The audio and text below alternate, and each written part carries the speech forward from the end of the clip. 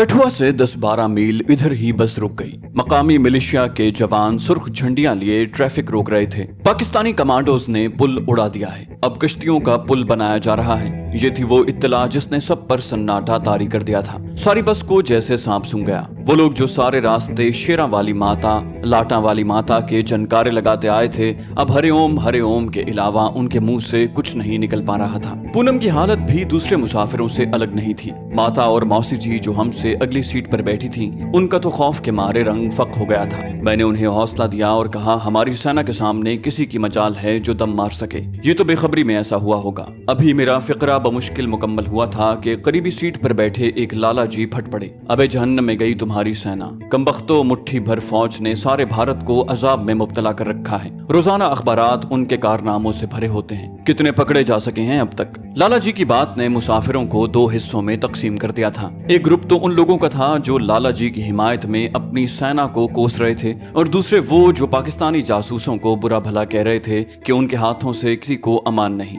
पूनम पहले ग्रुप का साथ दे रही थी। वो चूंकि कम गो वाक़या हुई थी, इसलिए बहस में तो हिस्सा नहीं ले रही थी। अलबत्ता मेरे सामने अपने दिल की भड़ास जरूर निकाल रही थी। 2 घंटे के जानलेवा इंतजार के बाद आखिर हमें रवानगी का सिग्नल मिल ही गया। ये सारा वक्त हमने बस के अंदर और बाहर आने जाने में गुजारा था। कटड़ा से पहले एक छोटी सी नदी आती है जिसके गिर्द फौज ने उधमपुर की हिफाजत करने वाला रेडार सिस्टम कायम कर रखा है, और उसकी वजह से उस इलाके की फौजी अहमियत बढ़ गई है। नदी पर से गुजरते हुए हमने वो पुल भी देखा जो कश्तियों के आरजी पुल से कुछ फासले पर बना हुआ था, और जिसे बकौल भारतीय सैनिकों के पाकिस्तानी कमांडोज ने न जाने कितने दुश्वार गुजार पहाड़ों का सफर करने के बाद न सिर्फ निशाना बनाया, बल्कि वो बखैर आफियत वापस भी चले गए। उस नदी से कटड़ा सिर्फ 10-12 किलोमीटर रह जाता था, और वो पहाड़ी सिलसिला जिससे पैदल गुजर कर हमें माता विष्णु के मंदिर तक पहुंचना था, उसमें रेडार नस्ब किए गए थे। यहाँ से रेडार की लोकेशन हासिल करना जुए शीर लाने से कम हरगिज न था। जासूस को यहाँ दाखिल होने के लिए बमुश्किल ही कोई खला मुयस्सर आता था।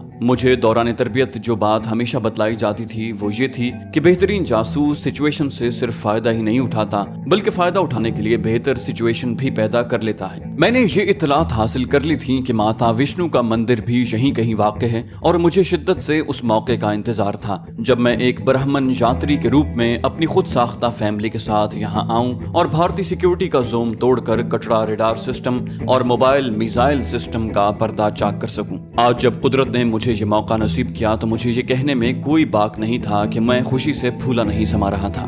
मुझे इल्म था कि उधमपुर के हवाई अड्डे की दिफाई अहमियत क्या है, और उसकी हिफाजत में पहाड़ों की चोटियों पर लगे इन रेडार एंटीना का कितना हाथ है। जब मेरे हमराही अपने दिलों में माता वैष्णो की यात्रा की ख्वाहिश के लिए कशां कशां कटड़ा की सराओं की तरफ गामजन थे, तो मैं भी ऑपरेशन रूमर को पाताल से निकाल कर कागज पर मुंतकिल करने का अज़्म लिए उनके साथ अपनी मंजिल की तरफ जा रहा था। मैं जो कि महमूद गजनवी का पैरोकार था, दुश्मन का भरम तोड़ने जा रहा था। जम्मू से कटड़ा तक कश्मीर का नंगा हुस्न मेरा मुंह चिढ़ाता आया था। ये खित्ता जन्नत नजीर यकीनन कुदरत की फैयाजी का बेहतरीन शाहकार था। हरे भरे सरसब्ज पहाड़ और उनके दामन में बने बागात की कतारें, झरने और उनमें पानी की मटकियां भरती गोपियां, चरवाहों के पहाड़ों के दामन से टकराते खूबसूरत माहिए, और पहाड़ी सिलसिलों से अटकेलियां करते झूमते गाते दरिया। दरियाओं में धूप की रोशनी से चमकते संगरेजे, और कहीं कहीं उनके किनारे पानी पीती भेड़ें। यहाँ के जर्रे सितारे हैं और चेहरे चांद। ये अलग बात के मफलूकुल हाली ने उन्हें गहना दिया है। मैं यहाँ पहुँचते ही माजी में खो गया। यादें तारीख की कड़ियां मिलाती चली जा रही थी। इन्हीं पहाड़ों के दामन में मेरे 65 के गुमनाम शहीदों का लहू बिखरा था। कभी कभी तो यूं वहम गुजरता जैसे उनकी हरियाली का सबब उन्हीं पाकबाजों का खून तो नहीं। इन्हीं पहाड़ों के चप्पे चप्पे पर कश्मीरी हुर्रियत पसंदों ने अपनी जानों का नजराना पेश किया था। मेरी नजरों में 65 के मुजाहिदों के वो चेहरे घूमने लगे जो 17 दिनों और 17 रातों की खूंरेज और तेज तरीन मार का आराई, शब्बेदारी, बारूद, धूल और उनके जख्मों से बहते मुकद्दस खून से लाला रंग हो गए थे। उनकी वर्दियां अपने शहीद साथियों के खून से लिथड़ी हुई थी। उनके जिस्म छलनी छलनी हो गए थे, लेकिन उनका अज़्म और हौसला भी उनके कदमों की तरह नहीं डगमगाया था। ये बद्र हुनैन के सिपाही थे जो 1400 साल से मसरूफे जिहाद थे, क्योंकि उन्होंने ये सबक पढ़ लिया था। इरशाद पाक है, याद रखो आज के दिन जिसने पीठ दिखाई बगैर इसके कि वो लड़ाई की किसी जरूरत के लिए पैंतरा बदले, तो वो जान ले कि खुदा का गजब उस पर नाजिल होगा। वो सीधा जहन्नम में जाएगा जो बहुत ही बुरा ठिकाना है। कुरान का ये फरमान उन जांबाजों के खून में शामिल था। उन्होंने इन्हीं पहाड़ियों की चोटियों से आसमान पर कमंदे फेंकी। वो खुद शहीद हो गए, लेकिन आने वालों के लिए राह अमल मुतय्यन कर गए। कटरा कोई ऐसा शहर नहीं जहाँ कयाम का कोई बहाना बन सके। सिर्फ वही लोग यहाँ के मुस्तकिल मकीन हैं जिनके अपने बागात हैं। एक बस्ती मुख्तलिफ मंदिरों में मुफ्त के अनाज पर पलने वाले उन पुजारियों की फौज ने आबाद कर रखी है, जो किसी नीच जाति का वहाँ से गुजर होने पर भी धर्म भ्रष्ट होने का रोना रोते हैं। यही वजह है कि भाटड़ा नामी गाने बजाने वाली कौम के गांव इनसे अलग थलग हैं। उन बेचारों का तो मंदिर भी अलहदा है। गो कि अब वो रास्ते में हारमोनियम और ढोलक लिए मांगते फिरते हैं। लेकिन लाख सेकुलर होने के बावजूद भारतीय हुकूमत अभी तक इस बात की हिम्मत नहीं कर सकी कि उन्हें माता के दर्शन करने की इजाजत दे। कागजात और कानून की मोटी मोटी किताबों में यकीनन ऐसी किसी पाबंदी का तस्करा नहीं मिलता, लेकिन गांधी के चेले वो कभी नहीं करते जो कहते हैं, और वो कभी नहीं कहते जो करते हैं। शाम को मुझे भी सबके साथ मंदिर जाना पड़ा,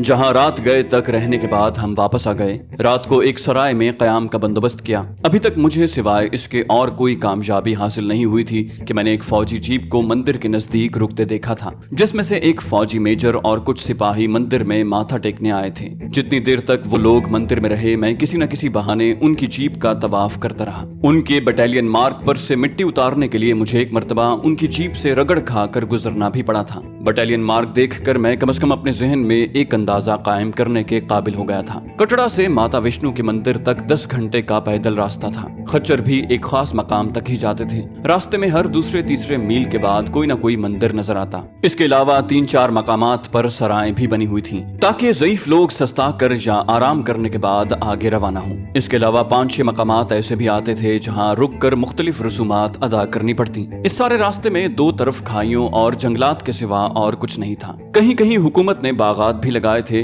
जिनमें लगे सुर्ख सेब या तो जंगलात में पलने वाले बंदरों की फौज चट कर जाती थी, या फिर रास्ते के किनारे लगे दरख्तों से यात्री उतार कर खा लेते थे। अलसुब हमारा सफर शुरू हो गया। सराय से चंद फरलांग के फासले पर पहले एक तालाब आता था। हर यात्री के लिए लाजिम है कि वो यहाँ स्नान करे। तालाब एक नदी की शक्ल में था, जिसके एक कोने में बड़ी बड़ी चादरों का पर्दा जो न होने के बराबर था तान दिया गया था, जिसकी एक समत खवातीन स्नान करती थीं और एक समत मर्द। मेरे जहन में रामायण और गीता के वो श्लोक घूमने लगे जिनमें कृष्ण के तालाब में नहाती गोपियों के कपड़े उठाकर भाग जाने का बयान है। उस जमाने में शायद कैमरा नहीं था, लेकिन अब था। और आजकल के भारतीय बड़ी बेबाकी से किसी न किसी बहाने तालाब की दूसरी समत चले जाते और दूसरी तरफ के मनाजिर कैमरे की फिल्म पर मुंतकिल कर लेते। चंद बूढ़ियों के अलावा और किसी को मैंने इस कभी हरकत पर नाक भूं चढ़ाते भी नहीं देखा। मरता क्या न करता कि मिस्ताक मुझे भी स्नान करना पड़ा। ये तीर्थ स्नान ही माता को श्रद्धांजलि भेंट करने का बेहतरीन तरीका था। ये अलग बात के सारे रास्ते नजले और जुकाम ने जान न छोड़ी। पूनम वापस पलटी तो उसकी स्याह घनेरी जुल्फों से पानी मोतियों के कतरे बनकर टपक रहा था। एक पत्थर पर बैठकर वो अपने बाल सुखाने लगी,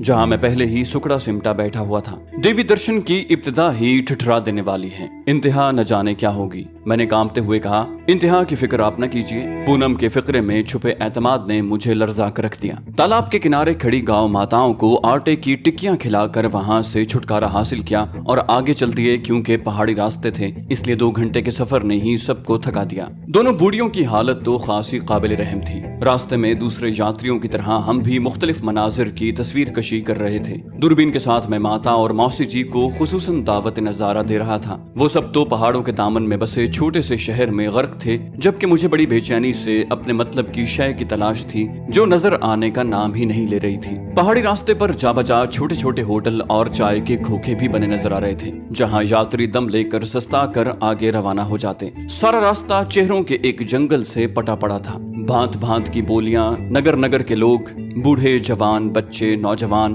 खूबसूरत कन्याएं, सभी एक दूसरे के संग संग एक सरशारी की कैफियत में माता वैष्णो के जनकारे लगाते, एक दूसरे से अटखेलियां करते, आंखें लड़ाते चले जा रहे थे। रास्ते में भाटड़ों की नौजवान लड़कियां तमाम तर हशर सामानियों के साथ हर आने जाने वाले को दावत भी देती। चलते कारवां से कोई नौजवान रुकता, किसी लड़की से 2-4 फहश जुमलों का तबादला करता और वो दोनों पहाड़ी सिलसिले में खो जाते। इतने पवित्र स्थान पर भी कमबख्त बाज नहीं आते थे। 2 घंटे के मजीद जानलेवा सफर के बाद बिलाखिर हम लोग अदकुआरी मंदिर पहुंचे। यहाँ बेड़िए के भट्ट से मुशाबे एक सुराख सा बना है, जिसमें से गुजर कर अंदर मूर्ति तक पहुंचा जाता है। यहाँ एक अजीबो गरीब तमाशा लगा था। कई लोग उस सुराख के नजदीक जाते और वापस पलट आते। کہا جاتا تھا کہ جس کے من میں ذرا سی بے ایمانی ہو وہ اس سوراخ سے کبھی اندر داخل نہیں ہو سکتا۔ یہ روایت خاصی قدیم ہے۔ پونم سے پہلے میرا نمبر آتا تھا، میں خدا کو یاد کر کے مندر میں گھس گیا اور اطمینان سے اندر دیوی درشن کر کے واپس آ گیا۔ باہر نکلنے کا راستہ خاصا کشادہ تھا،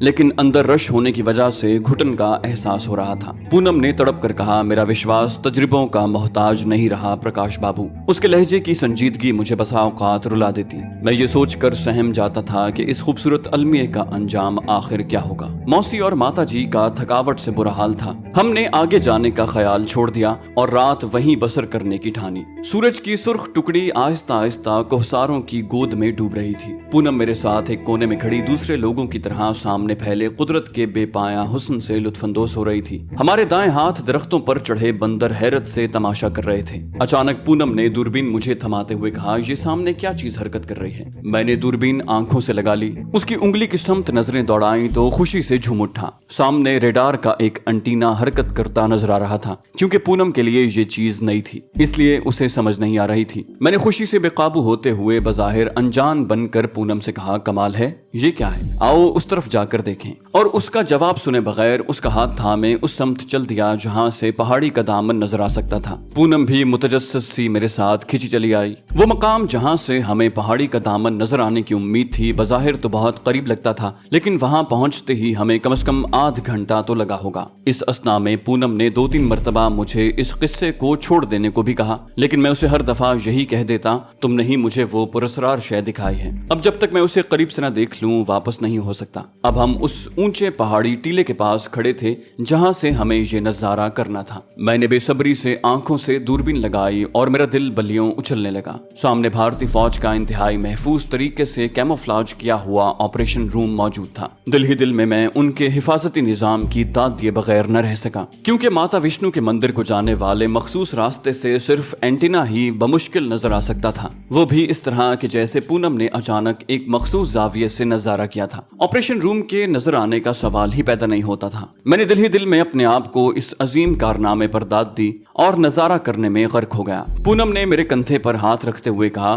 کہاں کھو گئے شریمان جی؟ میں چونک پڑا۔ میں نے مسکراتے ہوئے کہا، تم تو نہ ہی دیکھو تو بہتر ہے، اور دوربین اس کے ہاتھوں میں تھما دی۔ اس نے دوربین آنکھوں سے ہٹاتے ہوئے شکایت آمیز لہجے میں کہا، یہ کچھ دکھانے کے لیے مجھے یہاں لائے تھے۔ میں نے اس کو کندھوں سے پکڑ کر اس کی آنکھوں میں جھانکتے ہوئے کہا، پونم، میں چاہتا ہوں کہ یہ سفر میرے جیون کا امر لمحہ بن جائے، کبھی نہ بھلائے جانے والا لمحہ۔ پونم سے باتیں کرنے کے بہانے میں نے آپریشن روم کی تمام جزیات کو اپنے ذہن میں نقش کر لیا۔ اب میں انہیں پہلی فرصت میں کاغذ پر منتقل کرنا چاہتا تھا۔ واپسی پر تنہائی میسر آ گئی اور دشمن کا زوم کاغذ کے پرزے کی شکل میں میری پتلون کی جیب میں منتقل ہو گیا۔ رات کو ادکواری پر قیام کرنے کے بعد الصبح ہمارا سفر پھر شروع ہو گیا۔ ایک مرتبہ پھر وہی جوش و خروش، ماتا وشنو کے چنکارے، خوش فیلیاں۔ شام گئے تک ہم اس مخصوص مندر تک پہنچ گئے۔ ماتا وشنو کے مندر سے پہلے بھیرو کا مندر آتا ہے، جسے دیکھے بغیر آگے گزر جانا ہے، کیونکہ ہندو مائتھولوجی کے مطابق اگر پہلے بھیرو کا مندر دیکھ لیا تو سب کیے کرائے پر پانی پھر جائے گا۔ میں نے البتہ ضرور گزرتے ہوئے بھی اسے دیکھا۔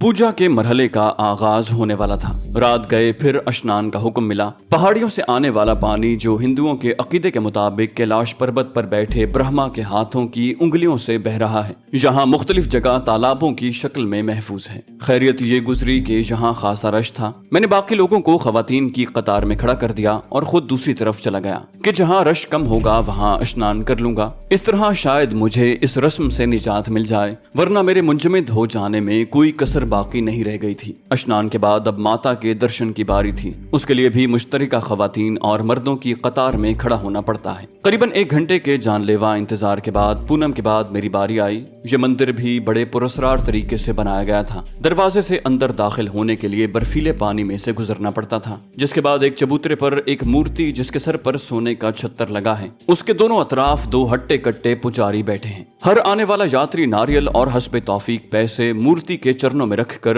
اسے سیس نوائے گا۔ جواب میں اس کو ناریل 1 آدھ پیسہ، جس پر پجاری اپنے دانت کا نشان لگا دے گا۔ ماتھے پر چندر تلک لگا کر پجاری آگے دھکیل دے گا جہاں سے اسے باہر نکلنا होगा। खुदा खुदा करके ये मराहिल भी तय हो गए। करीबन आधी रात के बाद हम इस पूजा से फारिग हुए और सराय में चले आए। नींद तो बराए नाम ही थी, क्योंकि सुबह तक भजनों के शोर ने आंख न लगने दी। सुबह हमने तमाम रसूमात से फारिग होकर वापसी के लिए रख्ते सफर बांधा। वापसी पर भेरू का मंदिर और हाथी मत्था से गुजरते खुदा खुदा करके कटरा पहुंचे। कश्मीर के हुस्न पर नजर जाती तो दिल महसूस कर रह जाता। न जाने कब इस खित्ता जन्नत नजीर के मकीन आजाद फजाओं में सांस ले सकेंगे। कटरा से रवानगी से पहले माता जी ने मुझसे अलहदगी में बात करने के लिए कहा। मैं हैरान था कि उन्हें ऐसी क्या प्राइवेट बात करने की जरूरत पेश आ गई। हम दोनों मंदिर से निकलकर अपने आश्रम के कमरे में आ गए, जबकि मौसी जी और पूनम प्रोग्राम के मुताबिक वहीं रह गईं। वो बोली, बेटा कुछ अरसे से मैं महसूस कर रही हूँ कि पूनम तुम में खासी दिलचस्पी लेती है। वो मेरी बेटी तो नहीं, लेकिन तुमने भी महसूस किया होगा कि मुझे बेटियों से बढ़कर अजीज है। मुझे इल्म नहीं था कि तुम्हारे उसके मुतालिक क्या जज्बात हैं। बाबूजी लाउबाली आदमी हैं, वो तुमसे शायद कभी बात न कर पाए।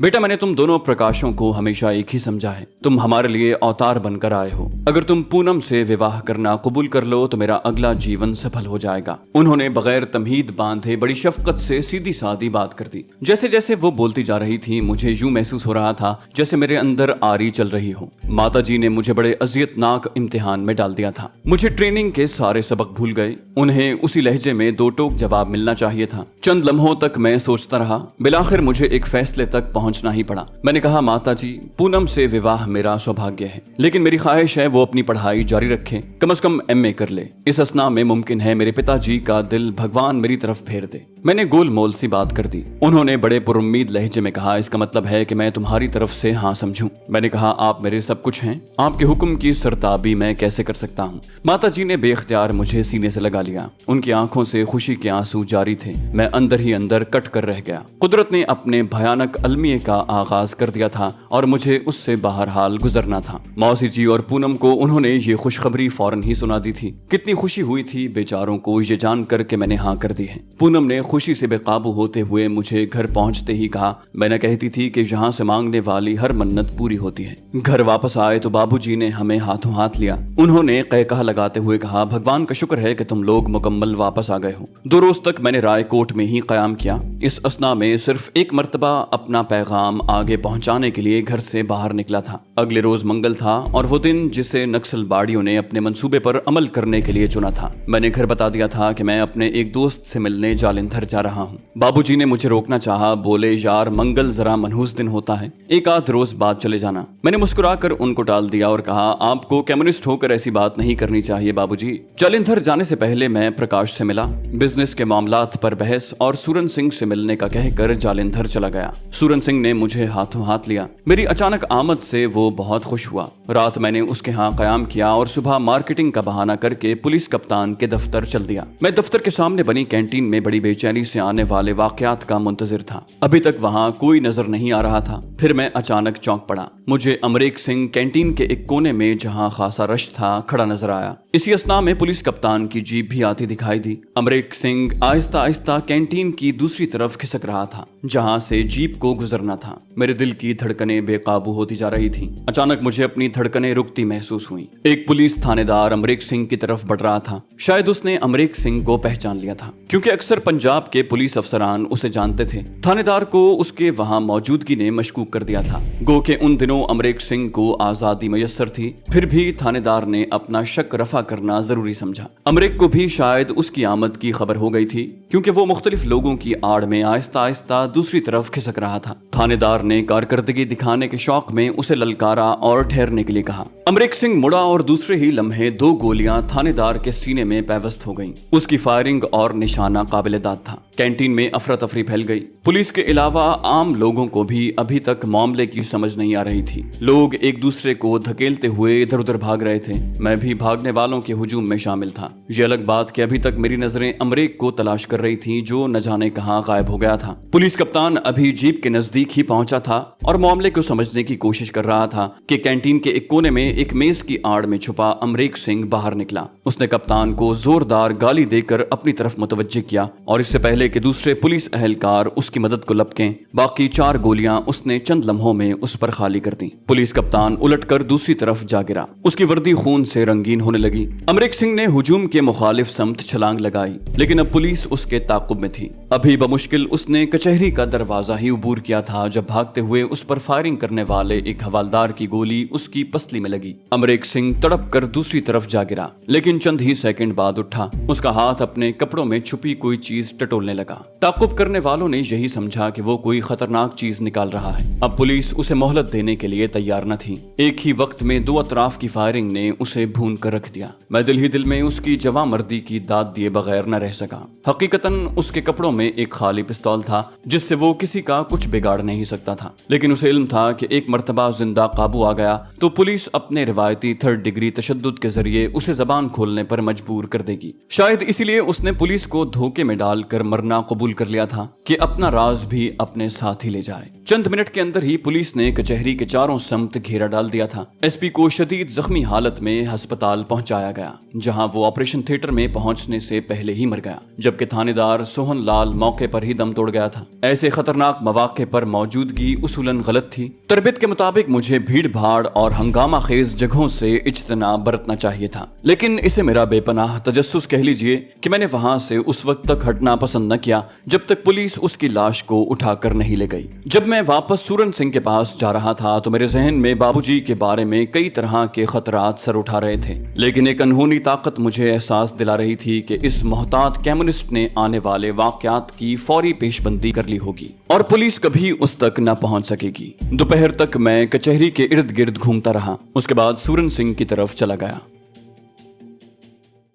तो दोस्तों, ये थी हमारी आज की एपिसोड। उम्मीद करते हैं आपको हमारी कहानी पसंद आई होगी। जाने से पहले इस वीडियो को लाइक कीजिए और शेयर करना मत भूलिए। कमेंट करके हमें बताइए कि आपको हमारी वीडियो कैसी लगी, और अगर अभी तक आपने इस चैनल को सब्सक्राइब नहीं किया तो इसे सब्सक्राइब कीजिए और बेल आइकन दबाकर ऑल नोटिफिकेशंस ऑन कर लीजिए।